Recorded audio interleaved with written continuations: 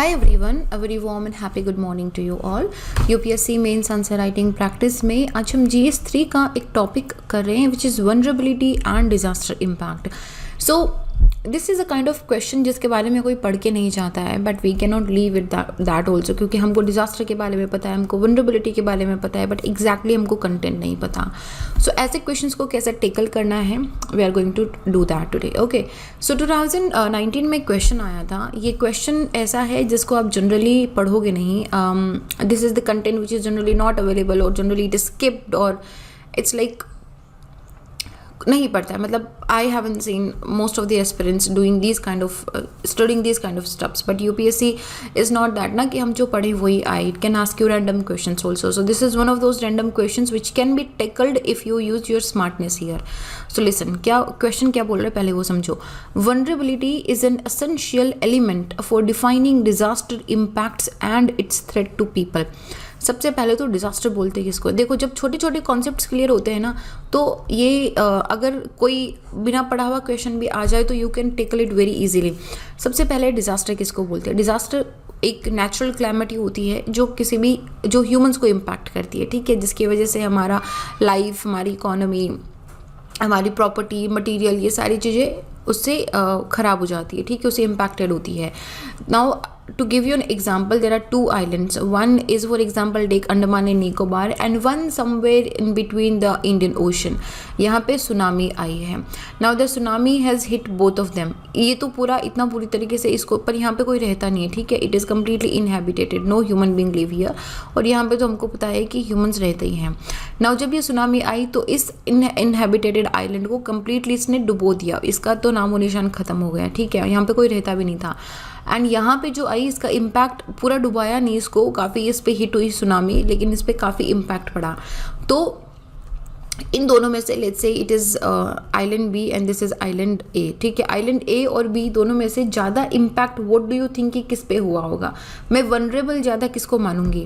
मैं वनरेबल ज़्यादा ए को मानूंगी. क्यों? क्योंकि there are people living, there are humans living, there are materials and there are buildings here, ठीक है.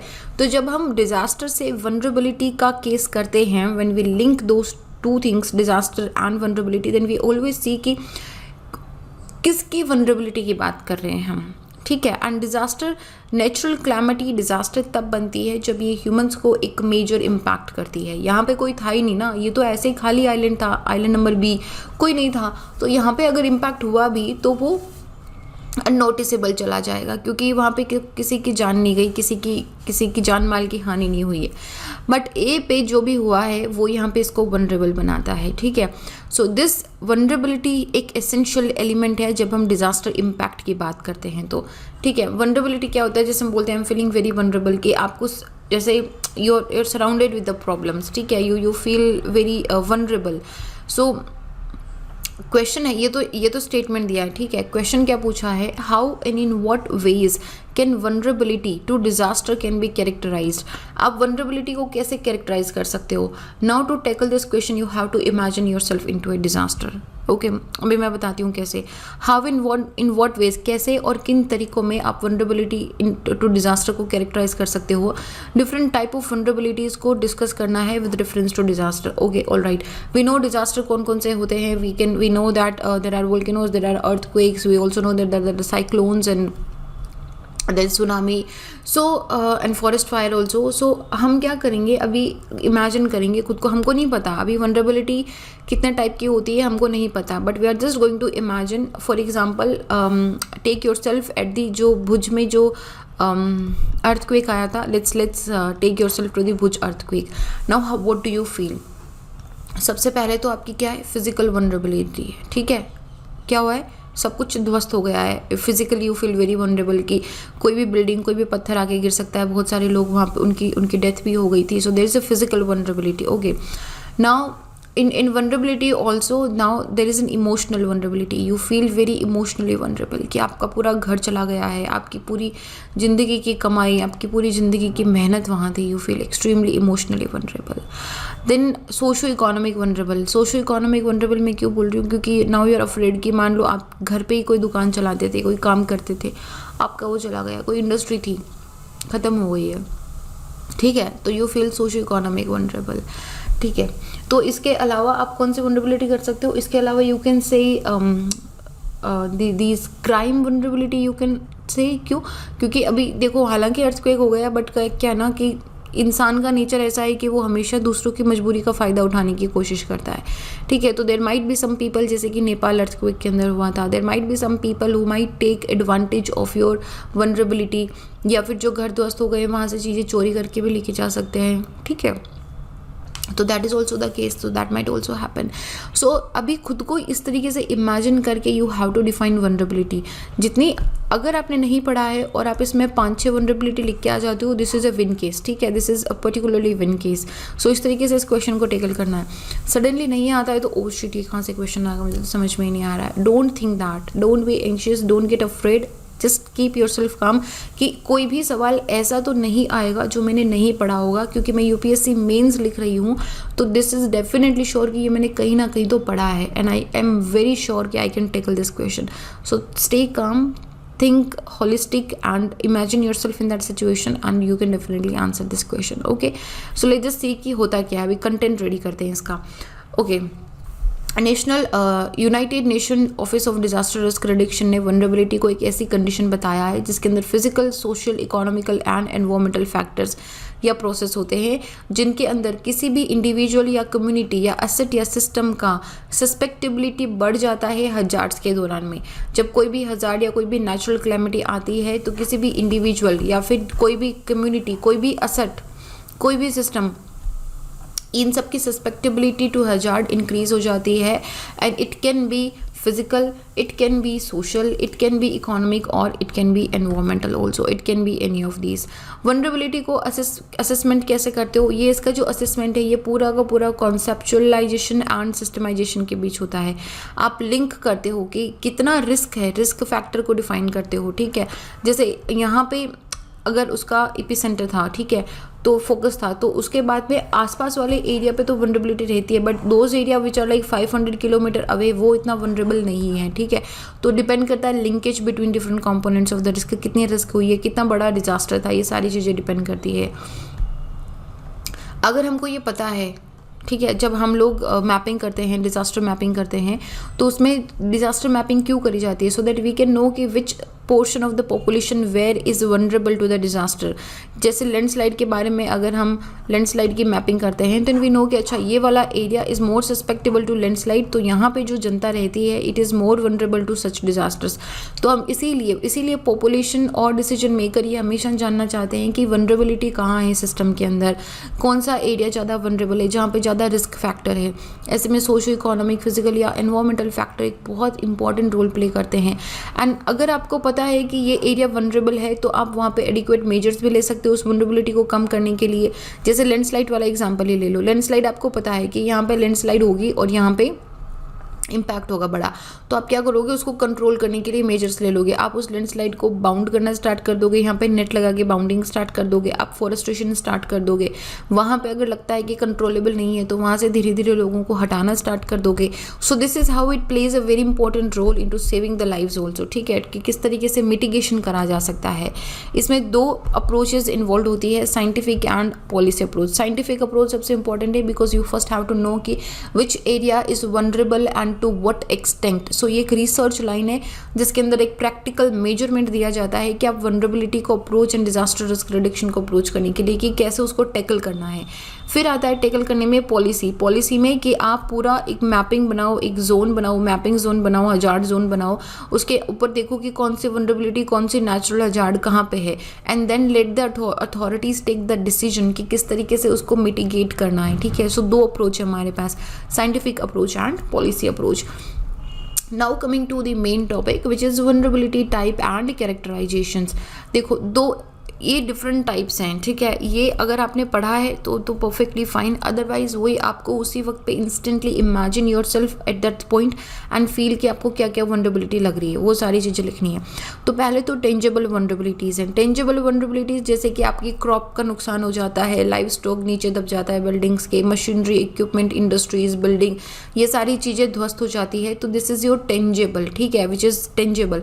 इंटेंजिबल के अंदर जैसे सोशल कोहेजन लॉस होता है, लोगों की डेथ हो जाती है, कल्चरल आर्टिफैक्ट्स, कम्युनिटी स्ट्रक्चर, ये सारी चीज़ें लॉस हो जाती है। सो this is your intangible vulnerability. Socio economic vulnerability की सबसे ज़्यादा होती है पुअर फैमिली को, उनको सबसे ज़्यादा हजार्ड प्रोन जोन के अंदर अगर वो रहते हैं, उनकी सिचुएशन वैसे भी सही नहीं होती है। So they whatever they are saving after disaster, तो वो डिज़ास्टर में सब कुछ बह जाता है। उसके बाद it is not easy for them कि वो फिर से अपनी लाइफ को रीस्टार्ट कर सकें क्या। तो ये सोशो इकोनॉमिक वनरेबिलिटीज़ होती हैं। Then we have the physical and the material vulnerabilities also, which is जैसे कि बिल्डिंग टूट गई है, डैम कोलैप्स हो गया है, ठीक है, तो ये सारी ब्रिज कोलैप्स हो गया है, ये सारी वनरेबिलिटीज़ ऐसी ही जो इंजीनियरिंग वीकनेस की वजह से होती है।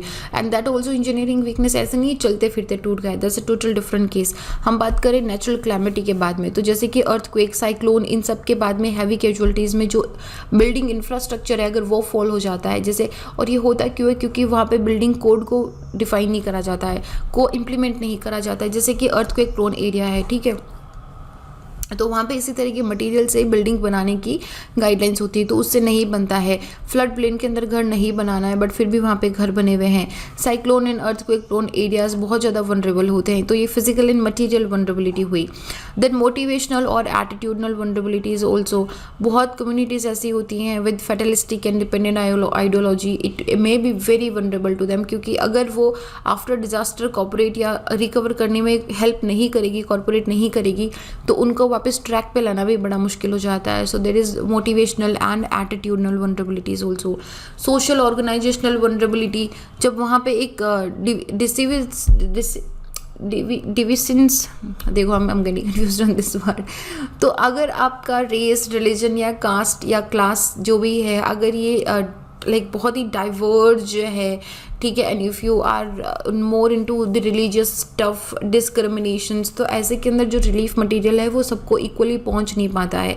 So there comes the social and organisational vulnerability कि पहले अपर कास्ट के पास जाएगा, फिर लोअर कास्ट के पास जाएगा, upper caste and lower caste एक टेंट में नहीं रुकेंगे। अगर इस तरह के केसेस आ जाते हैं, अगर इस तरह की एक सोसाइटल थिंकिंग आती है, तो वहाँ पे this is your social and organisational vulnerability. Then the crime vulnerability is also, क्योंकि जैसे मैंने आपको बताया बहुत सारे लोग ऐसे होते हैं जो दूसरों की मजबूरी का फ़ायदा उठाते हैं कि अभी चलो जो बिल्डिंग गिरी है वहाँ से सामान चुरा लो, पैसे चुरा लो, गहने चुरा लो, जो भी सामान मिल रहा है ले लो। या फिर जो जैसे नेपाल अर्थक्वेक के बाद में जो वुमेन थी, they were particularly faced a lot of sexual harassment and human trafficking also. So इस तरह की क्राइम वनरेबिलिटीज़ भी देखने को मिलती हैं, ठीक है। तो environmental vulnerability, you can not miss environmental vulnerability, क्योंकि इसका सबसे बड़ा इम्पैक्ट तो एनवायरमेंट पे ही होता है। ह्यूमंस क्या करेंगे, सब अपने लिए देखेंगे ना। अगर आपका आसपास में मान लो जैसे भुज के अंदर आया भी है, so first you try to save the human beings, you try to rehabilitate the human beings, and then only you go to the flora and fauna, right। तो एक बहुत बड़ा इम्पैक्ट होता है एनवायरमेंट के ऊपर। जैसे कि जो लोग ट्रॉपिकल एरियाज में रहते हैं, they are very vulnerable to tropical cyclones then compare to the people who are living in the temperate region. जब हम लोग साइक्लोन्स पढ़ रहे थे, and I also taught you कि किस तरीके से जो सुंदरवन हमारा मैनग्रोव्स है, mangroves is actually protecting the coastline from the cyclone and the storm surges. तो उसमें मैनग्रोव को नुकसान भी तो हो रहा है कि हर साल जब साइक्लोन आता है तो एक पोर्शन ऑफ द मैनग्रोव जो है वो डिस्ट्रॉय हो जाता है। तो the mangroves are very very vulnerable to the cyclones, ठीक है। सिमिलरली सीवीड्स हो गए हैं, ये सारे एरियाज बड़े वनरेबल होते हैं। एनवायरमेंटल वनरेबिलिटी होती है ये टुवर्ड्स दी नेचुरल डिजास्टर्स और नेचुरल क्लैमिटीज़, राइट। सो इस तरीके से काफ़ी सारी वनरेबिलिटीज़ आप लिख सकते हो, जितनी भी याद आती है 5-6 विद एग्जांपल लिख दो। जैसे आप वोल्केनिक इरप्शन के आसपास वनरेबिलिटी लिख सकते हो। अगर सिर्फ इंडिया में आपसे पूछा जाए तो वोल्केनिज्म वाला मत लिखना, क्योंकि इंडिया में we don't have the active volcano. In India you can write about the cyclones, you can write about the flood, you can write about the glacier outburst lake also and lake flood, and you can also write about drought, okay, and you can also write about tsunamis, and how could I forget earthquake, ठीक है। तो इस तरीके से कुछ natural disasters के ऊपर आप लिख सकते हो, and you can count the vulnerabilities also. But अगर ग्लोबल पर्सपेक्टिव में पूछा जाए, so you can definitely include volcanism here also, right. Okay, so vulnerability. अच्छा, तो अब इसको मिटिगेट कैसे करना होता है, देखो वनरेबिलिटी मैपिंग करी जाती है, जैसे कि लैंडस्लाइड की वनरेबिलिटी मैपिंग है, अर्थक्वेक की वनरेबिलिटी मैपिंग है, with the help of geology and remote sensing उन एरियाज़ का पता लगाया जाता है जहाँ पे सबसे ज़्यादा रिस्क है, जहाँ पे सबसे ज़्यादा नेचुरल डिजास्टर होने के चांसेस रहते हैं, ठीक है। जैसे कि हम very high risk earthquake prone zone and high risk earthquake prone zones इन सारी की बात करते हैं। So we talk about the vulnerability mapping, क्योंकि ये एक बहुत इंपॉर्टेंट की कॉम्पोनेंट होता है डिजास्टर प्रिपेयर्डनेस का, ठीक है। तो ये देखो, डिजास्टर पे हमने पहले भी एक क्वेश्चन करा है, and we talking about the vulnerability mapping also. हमने इस डिजास्टर के टॉपिक को पूरा कंप्लीट कर लिया है। तो ओके, ये था हमारा वनरेबिलिटी पे। आई होप कि आपको समझ आया होगा। Most importantly here more than the content my focus was on कि आपको अगर क्वेश्चन नहीं आता है then how to tackle this question, ठीक है। सिमिलरली सबसे पहले तो अगर कोई भी ऐसा क्वेश्चन आ जाए then you don't have to be afraid at all, don't get afraid, don't get scared, it's perfectly fine.